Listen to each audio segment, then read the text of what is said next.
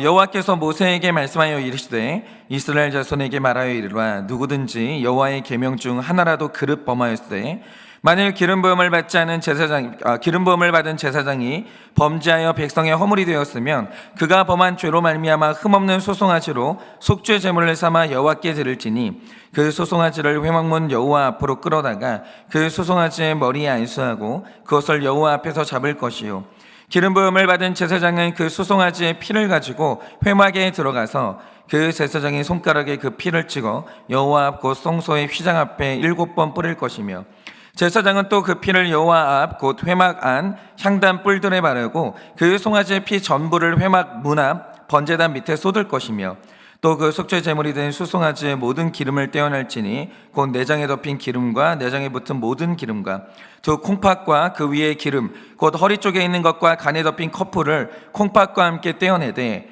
화목제 제물의 소에게서 떼어난 것이 할 것이요 제사장은 그것을 번제단 위에서 불사를 것이며 그 수송아지의 가죽과 그 모든 고기와 그것의 머리와 정강이와 내장과 똥 곧 그 송아지의 전체를 진영 바깥 재버리는 곳인 정결한 곳으로 가져다가 불로 나무 위에서 사르되 곧 재버리는 곳에서 불사를 지니라. 만일 이스라엘 온 회 중에 여호와의 계명 중 하나라도 부주 중에 범하여 허물이 있으나 스스로 깨닫지 못하다가 그 범한 죄를 깨달으면 회중은 수송아지를 속죄제로 드릴지니 그것을 회막 앞으로 끌어다가 회중의 장로들이 여호와 앞에서 그 소송아지의 머리에 안수하고 그것을 여호와 앞에서 잡을 것이요 기름 부음을 받은 제사장은 그 수송아지의 피를 가지고 회막에 들어가서 그 제사장이 손가락으로 그 피를 찍어 여호와 앞 휘장 앞에 7번 뿌릴 것이며 또 그 피로 회막 안 여호와 앞에 있는 제단 뿔들에 바르고 그 피 전부는 회막 문 앞 번제단 밑에 쏟을 것이며 그것의 기름은 다 떼어 제단 위에서 불사르되 그 수송아지를 속죄제의 수송아지에게 한 것 같이 할지며 제사장이 그것으로 회중을 위하여 속죄한즉 그들이 사함을 받으리라. 다 같이 읽겠습니다. 그는 그 수송아지를 진영 밖으로 가져다가 첫 번 수송아지를 사람같이 불사를지니 이는 회중의 속죄제니라. 아멘. 기도하겠습니다. 주님, 오늘도 우리의 죄를 위하여 열심히 일하시는 이 죄를 속하고 우리를 구원하기 위해서 쉬지 않고 일하시는 그 하나님의 말씀을 읽게 됩니다.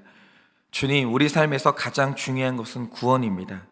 그래서 우리 삶에서 반드시 제거하고 불태워야 되는 것이 죄입니다.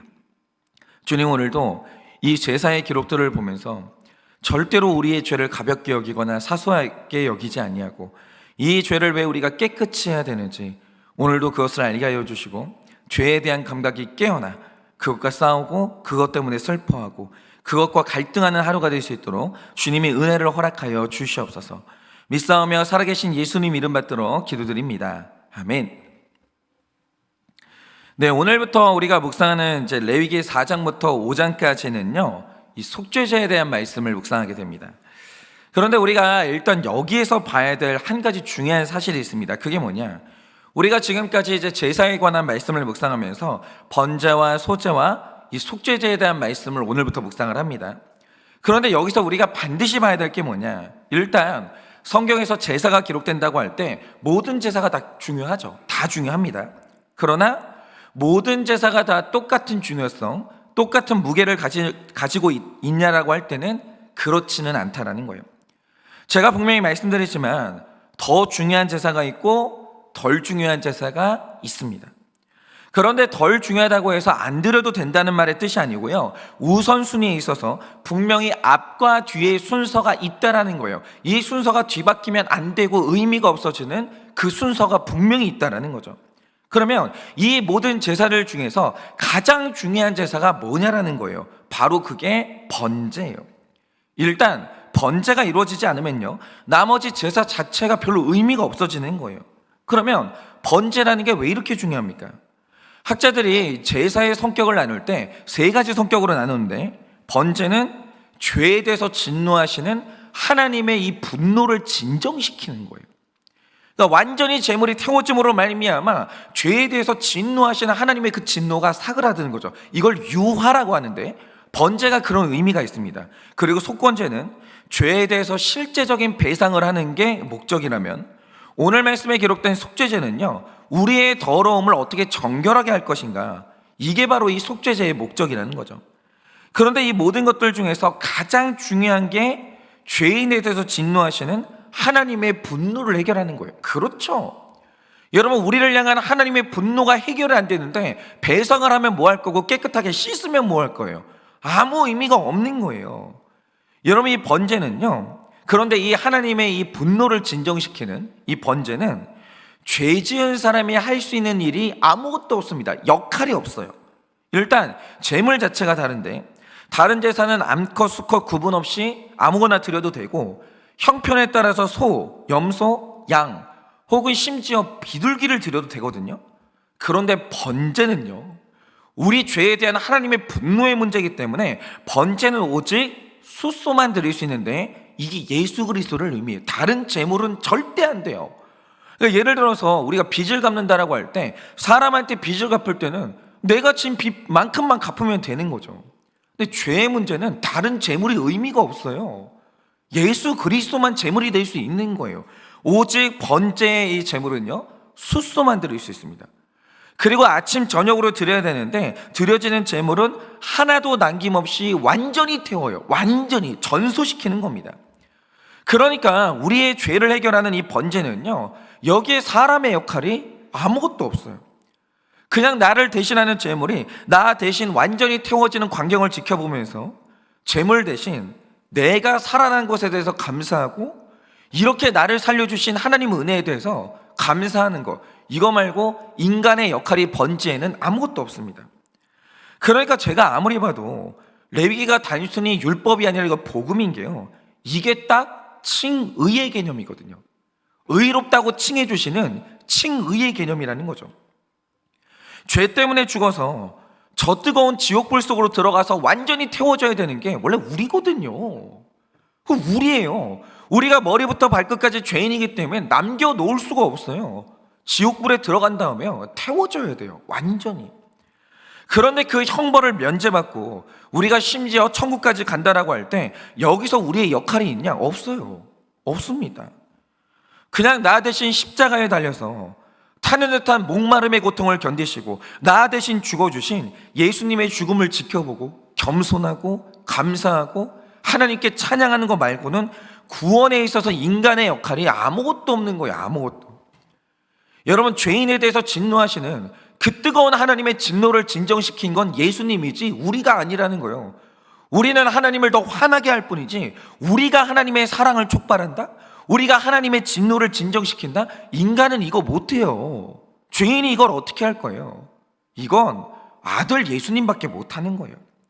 그러니까 번제, 다시 말해 칭의가 이루어지지 않으면 사형수에게 모범적인 삶의 의미가 없듯이 도덕적인 삶이나 율법적인 삶 자체가 의미가 없는 거예요. 아무 의미가 없어요. 하나님이 진노하는데 뭐가 의미가 있겠어요? 아무 의미가 없죠. 그러니까 제일 먼저는 예수님이 우리를 위해서 하나님의 분노를 진정시키는 이 번제가 제일 중요하고 제일 앞에 와야 돼요. 그 다음으로 이제 하나님의 이제 진노가 이제 사그라들고 우리와 관계가 회복되면, 그 다음으로 어제 묵상한 화목제나 속죄제나 속건제가 이루어지는데, 이걸 보면요, 여기서부터는 사람이 해야 되는 일이 기록되어 있는 거예요. 화목제의 경우는 피해자 앞에서 우리가 구체적인 사과를 해야 되고 대가도 치러야 되고 함께 먹고 마시는 화해의 제사가 필요하죠. 또 우리를 정결하게 하는 속죄제도 내가 해야 될 일이 있어요. 내가 해야 될 일이. 그리고 속건제는 내가 입힌 피해에 대해서 아주 구체적인 보상이 있어야 되는데, 이게 전부 다 인간이 하는 일이에요. 하나님이 하는 일이 아닙니다. 그런데 바로 이게 성화라는 거죠. 여러분, 제가 자주 말씀드리지만 죄인이 구원받은 자의 신분으로 변화되는 이 칭의는요, 사람이 할 일이 없습니다. 이건 전부 다 우리 주 예수 그리스도의 전적인 사역이에요. 그런데 물론 성화도 이 성령님이 부어주시는 은혜와 능력이 있어야 되지만, 그런데 성화의 영역은 예수님이 대신해 주지 않아요. 이건 안 해요. 그러니까 인간이 움직이지 않으면 예수님도 안 움직여요. 인간이 움직일 때 예수님이 지지해 주시면서 능력을 부어주시고 거기에서 일하시긴 하지만, 인간이 움직이지 않는다? 예수님 아무것도 안 하십니다. 이거는 인간이 해야 되는 일이에요. 여러분, 우리가 배우자에게 어떤 잘못을 했는데 그걸 예수님이 왜 대신 사과해요? 그건 성화가 아니에요. 물론 우리가 예배 가운데 말씀으로 은혜 받을 수 있죠. 위로받을 수 있어요. 해석도 맞습니다. 그러나 위로받았어요? 해석받습니다. 그 목적이 뭐예요?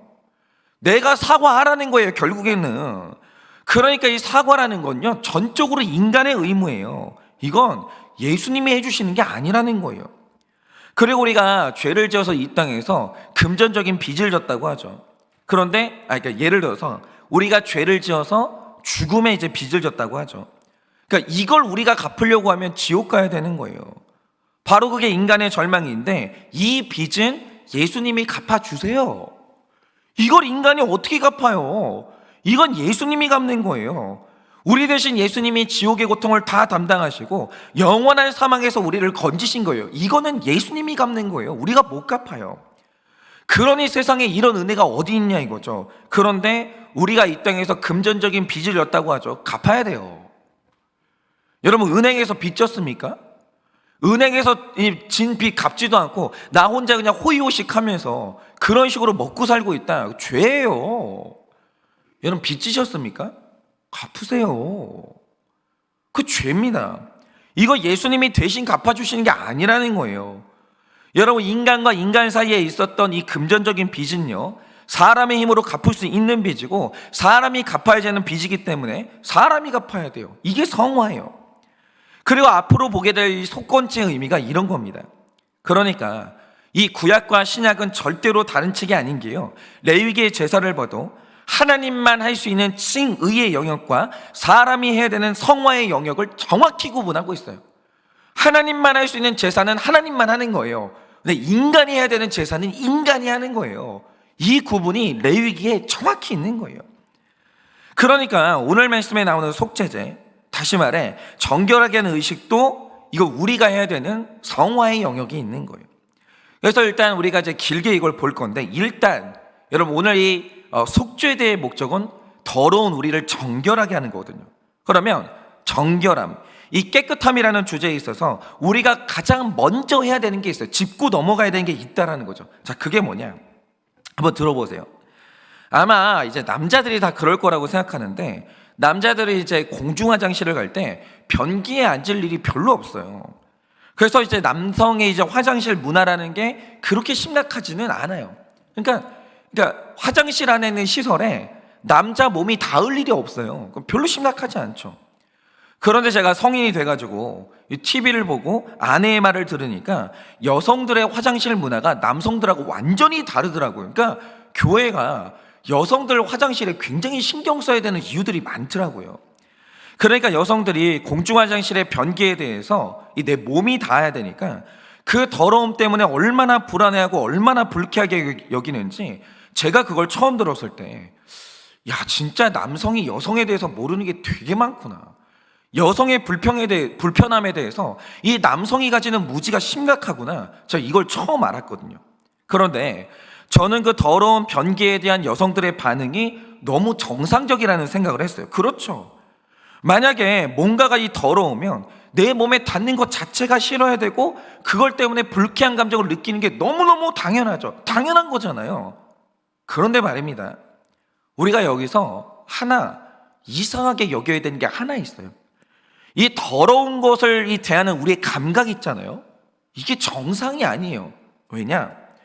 여러분, 누가 봐도 변기가 더러운 게 맞죠. 그걸 누가 뭐라고 해? 더럽습니다. 그러니까 우리 몸이 변기에 닿는다, 몸소리가 쳐지죠. 너무 싫죠. 더러우니까. 그런데 만약에 어떤 게 변기보다 더 더럽다고 하죠. 그러면 그거에 대한 우리의 감각이 뭐가 돼야 되겠습니까? 변기보다 더 조심하고 더 멀리하고 혐오해야 되는 게 당연하죠. 그렇죠? 그런데 우리가 이 더러움의 문제에 있어서 정말 우리가 온전한 감각을 가지고 살까요? 우리가 상식적으로 살고 있습니까? 예를 들어서 여러분이 인터넷 정보를 보면요, 변기보다 더러운 10가지 물건에 대한 기사가 있어요. 아세요? 근데 제가 그게 뭔지 한번 말씀드려볼게요.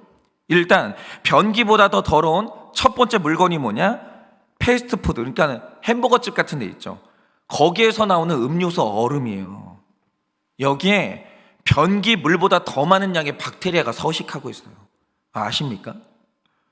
그런데 얼음 보면 어때요? 깨끗하잖아요. 보기에 깨끗하잖아요. 근데 실제로는 여기에 변기 물보다 훨씬 더러운 박테리아가 있어요. 근데 이상하죠? 우리는 얼음물보다 깨끗한 변기에 물이 튀었을 때 몸서리를 쳐요. 그리고 비누로 진짜 빡빡 씻습니다. 얼마나 불쾌한지. 그런데 변기 물보다 더 더러운 패스트푸드는요, 마셔요. 심지어 씹어 먹습니다. 그리고 불쾌함을 안 느끼고 쾌감을 느껴요. 시원한 거죠. 이상하지 않으세요? 두 번째는 당연히 스마트폰인데, 스마트폰에는요, 화장실 변기 손잡이보다 18개가 많은 박테리아가 서식하고 있습니다. 엄청 더러워요. 그래서 전문가들은요, 스마트폰을 정기적으로 소독해라 이럽니다. 그러니까 스마트폰이요, 화장실 변기보다 훨씬 더러워요. 훨씬. 그런데 이상하죠? 우리가 변기에 이렇게 손잡이를 잡을 때는요, 그 잡는 사람 별로 없죠. 공중화장실 변기 손잡이 잡는 사람 있어요? 거의 없잖아요. 그 대부분의 사람들은 휴지로 감싼 다음에 물을 내리거나 아니면 굉장히 많은 사람들이 발로 내리는 장면을 본 적이 있습니다. 근데 이상하죠? 스마트폰이 그거보다 훨씬 더럽거든요. 근데 스마트폰은 아무렇지도 않게 손으로 잡는 건 물론이고 그 손으로 밥도 먹어요. 그리고 심지어는 그렇게 더러운 스마트폰을 얼굴에 딱 대죠. 갖다 대요. 안 이상하세요?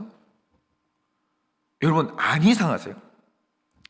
그리고 제일 더러운 게 뭐냐? 지금 현금 지폐의 경우에 놀라운 건 지폐 한 장에 3,000종의 박테리아가 살고 있어요. 지폐 한 장에. 그러니까 이 돈이요, 그러니까 돈보다 변기가 훨씬 깨끗해요. 훨씬. 여러분, 돈이라는 게 정말 아무렇게나 보관하고 이 사람 저 사람의 손을 타기 때문에 지금 내가 만지고 있는 이 지폐를 이전에 누가 만졌는지 아무도 몰라요.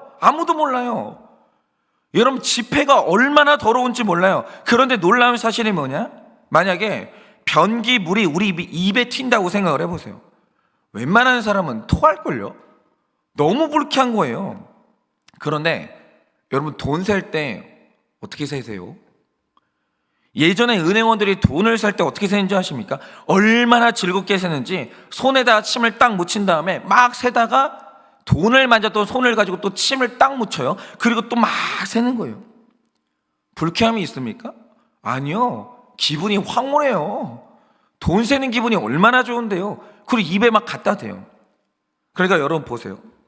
우리가 건강하게 살기 위해서는 더러운 것을 멀리하고 뭐가 더 더러운지, 뭐가 덜 더러운지, 뭐가 깨끗한지 분별하는 감각이 너무 중요하거든요.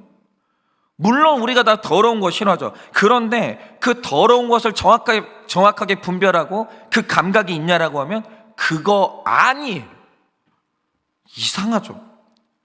우리는 훨씬 더 깨끗한 것에 대해서는 엄청난 불결함을 느껴요. 훨씬 더 더러운 것에 대해서는 불결함도 못 느끼고 상쾌함마저 느껴요. 여러분, 더러운 것을 분별하는 우리의 감각이 정상적일까요? 그거 아셔야 돼요. 정상적이지 않아요. 그러니까 오늘도 우리의 몸이 여기저기 아픈 이유가 뭐냐? 분명히 더러운 건 싫어하는데 객관적으로 뭐가 더 더럽고 뭐가 깨끗한지 분별하는 감각이 우리에게 없다라는 거예요. 그렇잖아요. 변기 물은 진절머리 나게 싫어하는데 그거보다 훨씬 더 더러운 얼음은 마셔버리질 않나? 그거보다 훨씬 더 더러운 스마트폰을 얼굴에 대지 않나?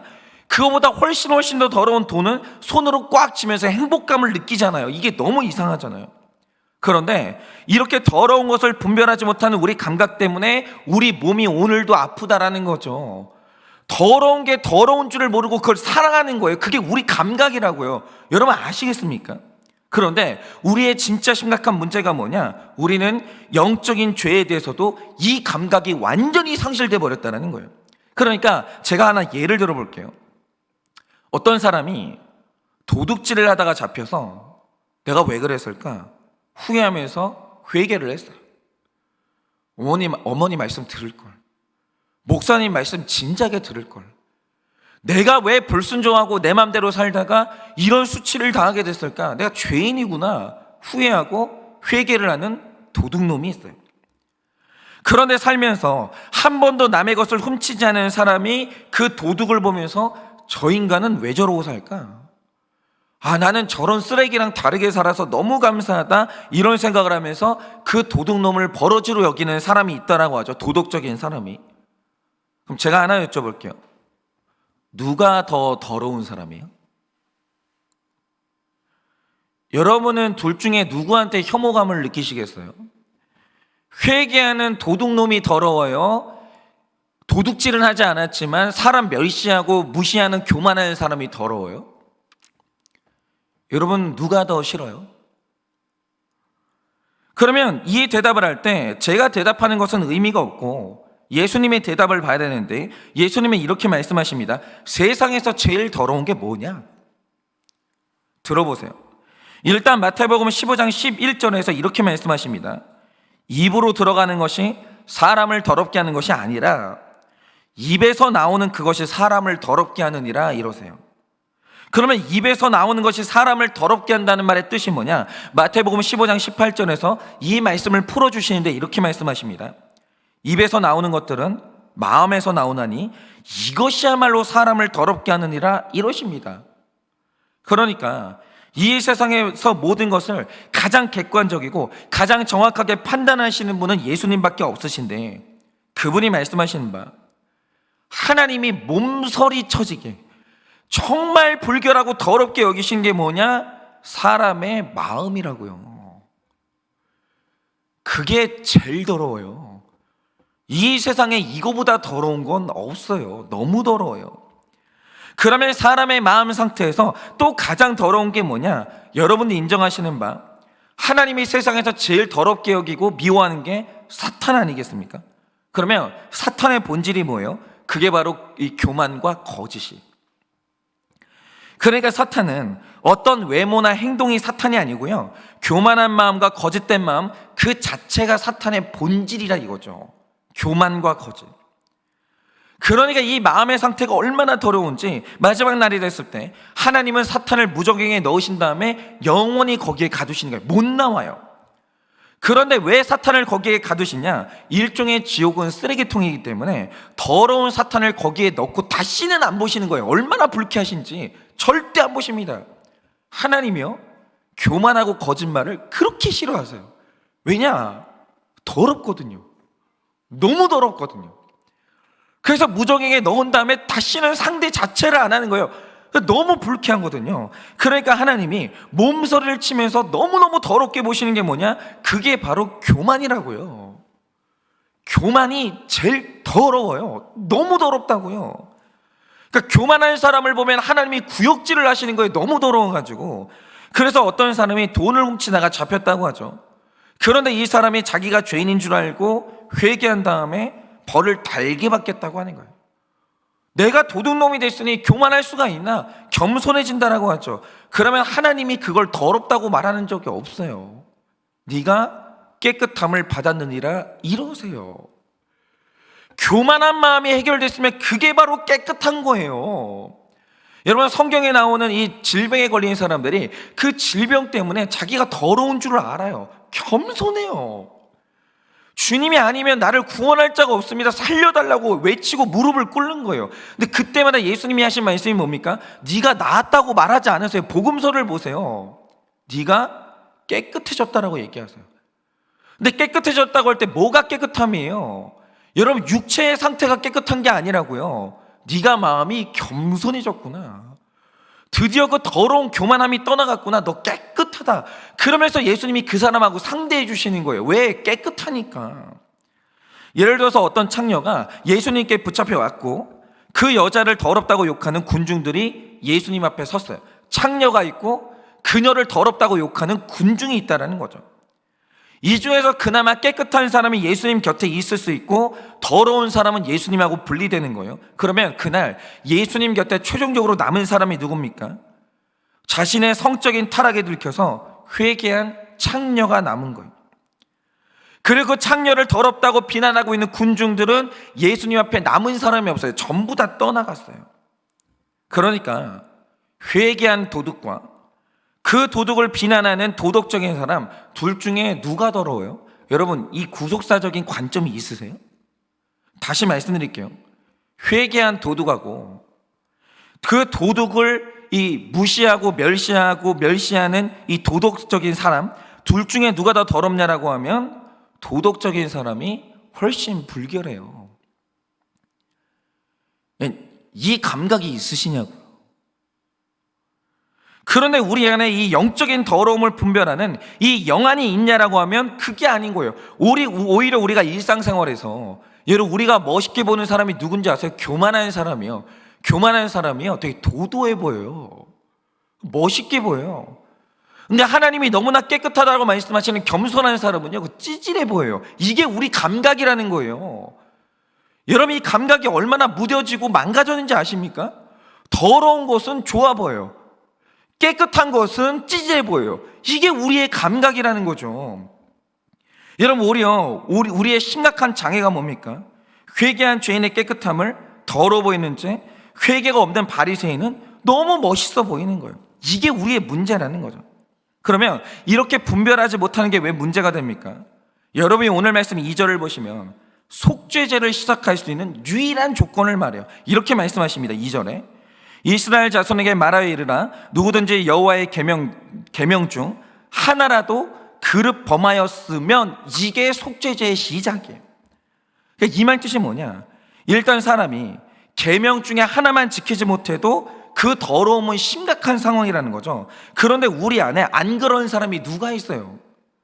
여러분, 모르는 인간은요, 계명 중에 하나만 그릇 범하는 존재가 아니라 하나조차도 제대로 지키지 못하는 게 심각하게 더러움이거든요. 그게 우리 상태예요. 그러니까 우리는 다 더럽다고요. 우리는 다 더럽다고요. 그걸 아시냐고요. 근데 문제가 되는 게 뭐냐? 사람이 자기 더러운 걸 알면 괜찮아요. 그러면 속죄제로 갈 수 있는 거예요. 근데 문제는 뭐냐? 우리 애가 더러운 걸 이렇게 보지 못하게 하는 하나의 착시 현상인데 그게 바로 도덕이라는 거죠. 여러분, 우리 삶에 도덕이 굉장히 중요한 가치가 많습니다. 그런데 도덕은요, 이 거룩한 사람을 평가하는 기준이 아니라 좀 더 괜찮은 죄인이 누구냐, 이걸 평가하는 기준이에요. 정확히 하셔야 돼요. 하나님 말씀이 거룩을 평가하는 거고, 도덕은요, 좀 더 나은 죄인이 누구냐, 이걸 말하는 거예요. 예를 들어서 어떤 감옥에 가면요, 일반 죄수가 있고 모범수가 있어요. 여러분, 그 구분은요, 감옥 안에서나 의미가 있는 거예요. 그런데 이 기준을 사회에다 갖다 댄다고 해보세요. 그러면 일반 세상에서 모범수를 훨씬 더 괜찮은 사람으로 여겨줘요? 아니잖아요. 여러분, 일반인들은요, 모범수나 죄수나 또이또이예요. 똑같은 죄인이지. 그러니까 우리 입장에서 생각을 해보세요. 모범수가 있고 일반 죄수가 있어요. 근데 모범수가, 야, 상대하기 싫으니까 절로 가. 어디 너랑 나랑 같은 겸상을 하려고 그래. 절로 가. 나는 모범수야. 만약 이런다라고 하죠. 코미디잖아요. 안 웃겨요? 웃기잖아요. 똑같은 죄인들끼리 지는 모범수고 지는 모범수가 아니고 이런 구분을 하고 있는 것 자체가 너무 웃기잖아요. 그러니까 도덕은요, 누가 구원받냐, 이걸 평가하는 기준이 아니고요, 다 죄인인데 누가 모범수냐, 이거 평가하는 게 도덕이에요. 도덕은 그런 거예요. 그런데 하나님의 기준으로 놓고 보면요, 도덕적인 사람이나 그렇지 않은 사람이나 다 죽어야 돼요. 다 죽어야 돼요. 도덕적인 사람은 죄 안 져요? 여러분, 도덕적이라는 말의 본질이 뭡니까? 안 들켰다, 그 말이에요. 죄인은 들킨 죄인이고요, 도덕적인 사람은 안 들킨 죄인일 뿐이에요. 다 죄인이에요. 전부 다 전과자예요. 안 그렇습니까? 그런데 우리의 문제가 뭐냐? 그 마음은 더럽고 오염된 그대로 있는데 조금 더 도덕적으로 살았다고 자기 더러움을 전혀 못 봐요. 전혀. 그러니까 소위 그 알량한, 그 도덕적으로 좀 살았다는 사람들의 위험이 뭐냐? 자기가 거룩하다는 착시 현상이 일어나면서 속죄제가 필요한 줄을 몰라요. 그러니까 도덕이 나쁘다는 게 아니라 도덕 때문에 자기가 거룩하다고 착각한 게 그게 나쁘다고요. 너무 큰 문제예요. 그런데 오히려 드러난 죄가 있는 사람이 더 나은 이유가 뭐냐? 다 죄인인데 이 사람은 죄가 들킨 거예요. 드러난 거예요. 그래서 자기가 얼마나 더러운 줄 알게 된 거예요. 그래서 내 삶에 속죄제가 얼마나 필요한지를 깨달은 거예요. 그 사람이 깨끗하게 되는 거예요. 그 사람이. 여러분, 지금 저는요, 도덕이 필요 없다 이 말을 하는 게 아니에요. 도덕적인 삶은 중요하죠. 근데 문제는 그 알량한 도덕 때문에 자기가 깨끗하다고 착각하고 있는 그 문제가 너무 심각하다는 말씀을 드리는 거예요. 예를 들어서 오늘 말씀에 제사장의 죄가 나옵니다. 제사장이요, 생각을 해보세요. 맨날 성막안에 살면서 제사를 드리고 사는데 이 사람이 무슨 죄를 그렇게 지었겠어요? 만약 이스라엘 백성들 안에서 가장 도덕적인 사람이 있다, 제사장 아니겠어요? 도덕적이겠죠. 그러니까 삶으로 따지면 그래도 성막 안에 살고 있는 제사장이 제일 도덕적이에요. 그런데 하나님이 누구의 죄를 가장 크게 보십니까? 누구의 죄를 가장 심각하게 봐요? 1절부터 12절이 말하는 것처럼 제사장의 죄를 1번 제일 심각하게 봐요. 도덕적인 건 중요한 게 아니에요. 다 죄인이라고요. 그걸 가장 문제 삼으시는 거예요. 그러면 이게 말해주는 게 뭡니까? 거룩은 도덕하고 다르다고요. 아무리 외적으로 그럴듯하다고 해도 하나님보다 높이 있는 그 교만, 그 탐욕, 그 마음의 불신이 세상에서 가장 더러운 것인데 천사가 그 교만 때문에 사탄이 됐고 무저갱에 들어갔다라고요. 여러분, 천사가 도덕적으로 살아요. 그거 아십니까? 천사가요, 도덕적으로 산다고요. 그리고 사람들을 미혹하는 거예요. 천사는 거룩하게 못 살아요. 도덕적으로 살아요.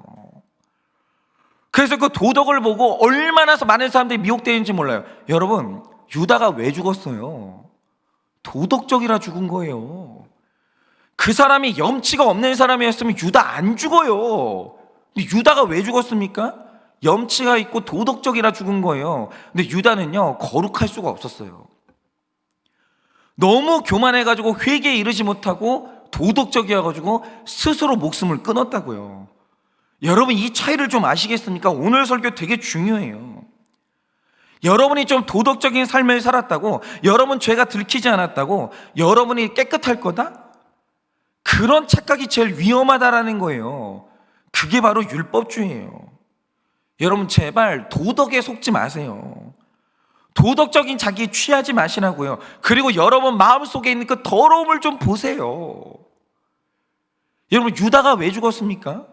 여러분, 제가 사역을 하다 보면 생각보다 좀 이제 당황스러운 죄들을 들을 때가 있어요. 이분이 그렇지 않았다라고 생각을 했는데 훨씬 더 깊은 죄를 짓고 있는 걸 제가 들을 때가 있어요. 근데 제가 너무 감사한 게 뭐냐면 그 사람보다 더 큰 죄인인 나를 봤다라는 거예요.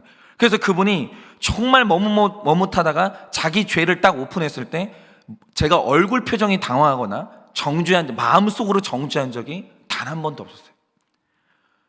이게 의로움이 아니에요. 이게 왜 이렇게 되냐면 이 사람보다 더 큰 죄인인 나 자신을 봤기 때문에 당황스럽지 않은 거예요. 한 번도 마음으로 정죄한 적 없어요. 아, 그랬냐고.